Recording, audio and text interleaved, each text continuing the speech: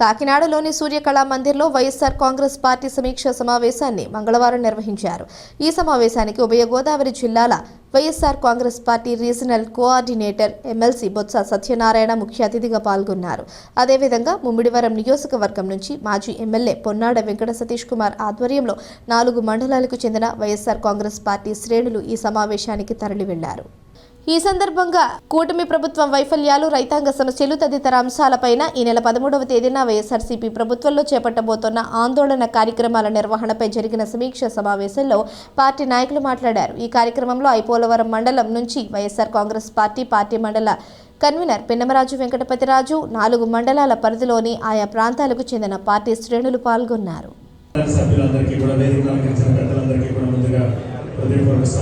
స్వాగతం సుస్వాగతం తెలియజేసుకుంటూ చాలా సంతోషం.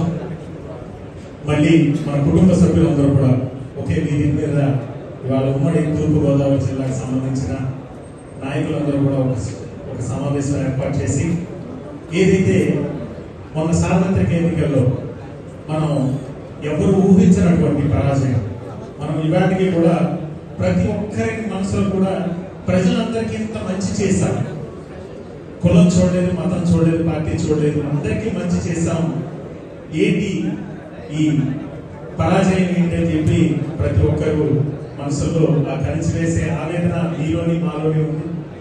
కానీ ప్రజలు అంటే ఓటమికి 2 కారణాలు ఉంటాయి.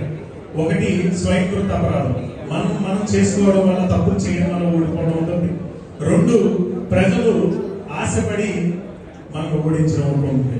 పెద్దలు మన పార్టీ అధ్యక్షులు జగన్మోహన్ రెడ్డి గారిని కలిసినప్పుడు కూడా ఆయన కూడా ఇంత మంచి చేశాం సార్, మనం ప్రజలు ఎందుకు ఇలా తీర్పిచ్చారని అంటే ప్రజలు ఆశపడి, ఆ ఆశలు 6 నెలల్లోనే ఆవిరైపోయే పరిస్థితులు మనం చూస్తున్నాం. ఇవాళ మనం ఏమి చేయక్కర్లే. గౌరవ బొత్స సత్యనారాయణ గారు మాకు ఇన్ఛార్జ్ మినిస్టర్ గా ఉండేవారు.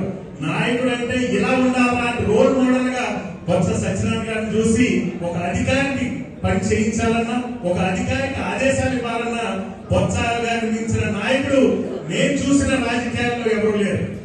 ఏ పని కావాలన్నా, అది పని శాఖ అవ్వచ్చు, ఇతర శాఖలు అవ్వచ్చు, ఏది కావాలన్నా ఆయన దగ్గరికి వెళ్తే లేదు, కాదు, అవ్వదు అనే మాట బొత్స సత్యనారాయణ గారి నోట్లోంచి ఏనాడు రాదు.